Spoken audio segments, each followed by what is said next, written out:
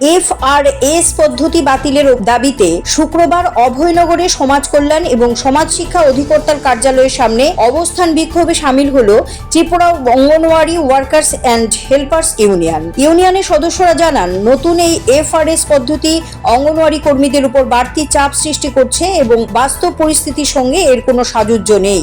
তাদের দাবি, এই পদ্ধতি শুধু যে অতিরিক্ত প্রশাসনিক জটিলতা তৈরি করছে তাই নয়, বরং কাজের পরিবেশকেও প্রভাবিত করছে। বিক্ষোভস্থলে কর্মীরা ব্যানার, প্লেকার্ড হাতে নিয়ে স্লোগান দেন এবং দাবি জানান অবিলম্বে FRS পদ্ধতি প্রত্যাহার করতে হবে। এদিন ইউনিয়নের পক্ষ থেকে অধিকর্তা দপ্তরে একটি স্মারকলিপিও জমা দেওয়া হয়, যেখানে এই পদ্ধতির সমস্যাগুলো বিস্তারিতভাবে তুলে ধরা হয় এবং দ্রুত পদক্ষেপ গ্রহণের অনুরোধ জানানো হয়। দাবি পূরণ না হলে ভবিষ্যতে বৃহত্তর আন্দোলনে নামা হবে বলে জানান ইউনিয়নের সদস্যরা। কোনো অঙ্গনওয়াড়ি কর্মীদের সেই রকম অর্থনৈতিক দাবি দেওয়া ইত্যাদির উপরে জোর দিয়ে এই আন্দোলন নয়। এই আন্দোলন আমাদের ত্রিপুরা রাজ্যে যে 6 বছরের নিচে যে শিশুরা আছে, যে সন্তান সম্ভবা মা সন্তানের জন্ম দিয়েছেন, সদ্য এরকম মা আছেন, তাদের জন্য। কারণ ভারত সরকার একটি আদেশ জারি করেছেন যে যদি যারা কেন্দ্রের সুবিধাভোগী তাদের ছবি প্রত্যেকদিন পাঠাতে হবে। এখন ছবির সঙ্গে যে বেনিফিশিয়ারি তার KYC থাকতে হবে, অর্থাৎ তার আধার কার্ড লিঙ্কিং থাকতে হবে, তার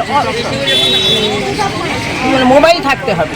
এখন এই ছবি যখন এগুলো পাঠাবে অঙ্গনওয়াড়ি কর্মী, তখন ওই দিল্লি থেকে বা যেখান থেকে তারা এটা কন্ট্রোল করছে সেখান থেকে OTP আসবে। এই OTP এনশিওর হলে তারপর আমরা খাবার দিতে পারবো। এটা হলো যারা টেক হোম রেশন, মানে বাড়িতে যারা খাবার নিয়ে যাবেন।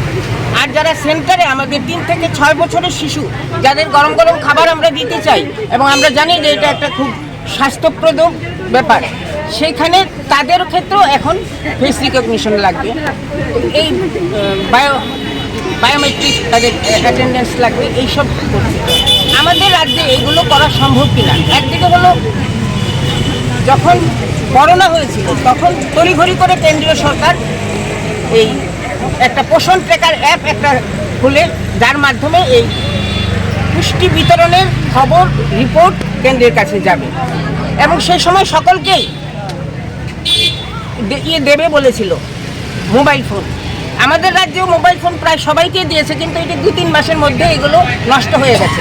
এখন কর্মীদের তারা বাধ্য করেছে যে তোমাকে কিনতে হবে, মোবাইল কিনে তুমি এই কর্মসূচিটা চালাও। বাধ্য হয়ে কর্মীরা মোবাইল কিনেছে, কিন্তু সেই মোবাইলও 18টা অ্যাপ তথ্য প্রত্যেক দিন পোষণ ট্র্যাকার অ্যাপে আপলোড করতে হয়। এত তথ্য আপলোড করার মতন খুব মানে 5G ভালো স্মার্টফোন দরকার। আর নেটের অবস্থা তো জানেনি, স্মার্টফোন যদি ভালো হয়ও তাহলেও এটা হবে না। এই জন্য আমরা বলছি যে তোমরা প্রত্যেকটি কেন্দ্রে ওয়াইফাই দাও, ভালো স্মার্টফোন দাও। আর স্মার্টফোন চালাবার জন্য টাকা কত দিচ্ছে তারা? বছরে 1800 বা 2000 টাকা। আচ্ছা আপনারা বলুন, সাংবাদিক বন্ধুরা এখানে এসেছেন, 2000 টাকা দিয়ে সারা বছর রিচার্জ করা যায় এমন কোন কোম্পানি আছে? CRI TV, channel for news and entertainment.